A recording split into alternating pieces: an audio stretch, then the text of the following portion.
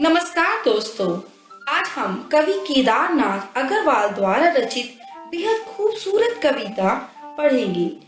वह छायावादी कवि हैं, जिन्होंने प्रकृति पर बहुत सारी कविताओं की रचना की है।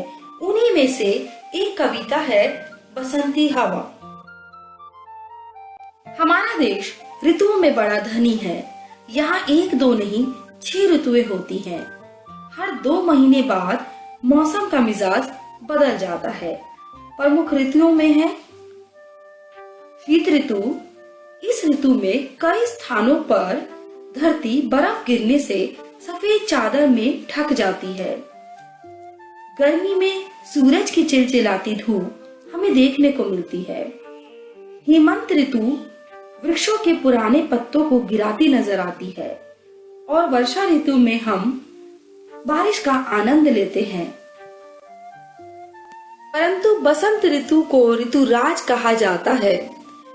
इस मौसम में प्रकृति सुगंधित फूलों से ढक जाती है। यह ऋतु प्रकृति का श्रृंगार करती प्रतीत होती है। इस ऋतु में न ज्यादा गर्मी रहती है और न ही ज्यादा सर्दी। मौसम सुहावना हो जाता है और मतवाली पवन बहने लगती है। इस मतवाली हवा को ही बसंती हवा कहा जाता है। आइए अब कविता पढ़ें। हवा हूँ हवा में बसंती हवा हूँ, सुनो बात मेरी अनोखी हवा हूँ। बड़ी बावली हूँ बड़ी मस्त मौला, नहीं कुछ फिक्र है बड़ी ही निडर हूँ। जिधर चाहती हूँ उधर घूमती हूँ, मुसाफिर अजब हूँ। इन पंक्तियों में बसंती हवा अपना परिचय बड़े ही उतावलेपन के साथ दे रही है। उसके इसी उतावलेपन के कारण कवि ने उसकी तुलना एक ऐसी लड़की से की है जो बहुत ही शरारती और मस्त मौला है। वह बड़ी ही बावली है, जहाँ चाहती है वहीं घूमती है। उसे ना किसी चीज की फिक्र है और ना ही किसी बात की चिंता। बस वह निडरता के साथ बिना डरे चली जा रही है। उसके इसी घूमने के कारण कवि उसे एक अजब यात्री कह रहा है, जिसकी ना कोई मंजिल है और ना ही कोई लक्ष्य है। बस वह चलती चली जा रही है। इन पंक्तियों को देखें। न घर बार मेरा, न उद्देश्य मेरा, न इच्छा किसी की, न आशा किसी की, न प्रेमी न दुश्मन, जिधर चाहती हूँ उधर घूमती हूँ। हवा हूँ हवा में बसंती हवा हूँ। इन पंक्तियों में हवा कहती है कि मेरा ना कोई घर है, न जीवन का उद्देश्य है। उसे किसी चीज की आशा भी नहीं है। वह जहाँ चाहती है वहाँ स्वच्छंद होकर घूमती है, क्योंकि वो ऐसी वैसी हवा नहीं, वो बसंती हवा है। जहाँ से चली मैं जहाँ को गई मैं, शहर गांव बस्ती नदी रेत निर्जन, हरे खेत पोखर झुलाती चली मैं, झुमाती चली मैं। हवा हूँ हवा में बसंती हवा हूँ। इन पंक्तियों में कवि कहते हैं कि हवा यह कह रही है कि वह जहाँ से भी चलती है, जहाँ को भी गुजरती है, चाहे शहर हो, गांव हो या बस्ती, या कलकल करती नदियाँ या मस्ती में बहते झरने हो, सब उसके रंग में रंग जाते हैं। वह भी उनके साथ ही खेलियां करने लगते हैं। जब वह हरे भरे खेतों में पहुंचती है तो वह भी उनके साथ खुशी से झूम उठते हैं। इस तरह वह चंचल हवा सबको झुलाती और हंसाती हुई आगे बढ़ती जाती है। और यह कोई और नहीं, ये सबकी प्यारी, सबकी न्यारी बसंती हवा है। पंक्तियों को पढ़ें।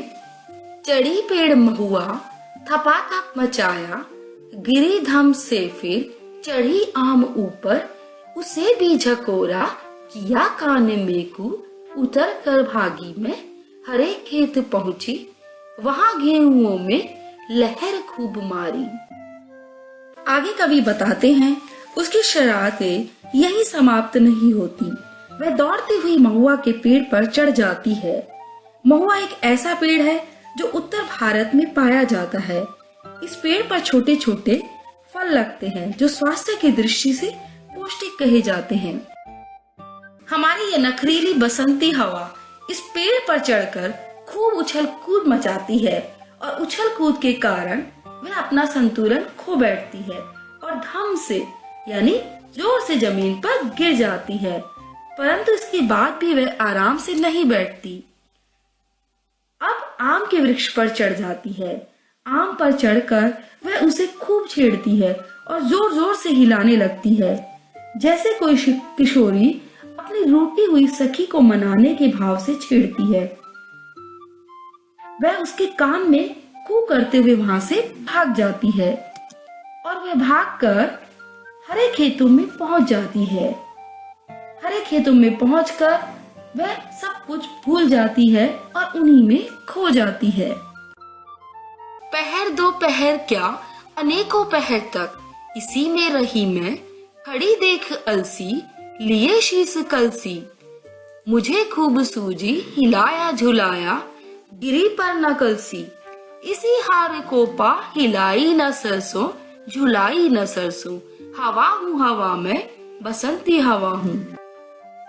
जिस प्रकार हरे भरे खेत सबका मन मोह लेते हैं, उसी प्रकार हवा रूपी किशोरी भी वहां जाकर सब कुछ भूल जाती है और एक दो पहर नहीं बल्कि कई पहरों तक वहां रहती है। उन्हीं खेतों में उसे अलसी का पौधा देखकर शरारत सूझती है और वह उसकी शीश पर रखी कलसी अर्थात दगड़ी को गिराने की कोशिश करती है।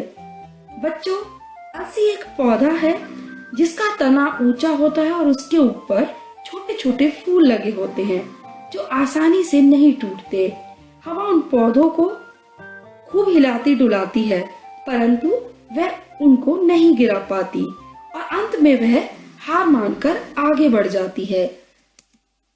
तब उसे सरसों दिखाई पड़ती है, परंतु अपने हार के भय से वह उसे नहीं छेड़ती।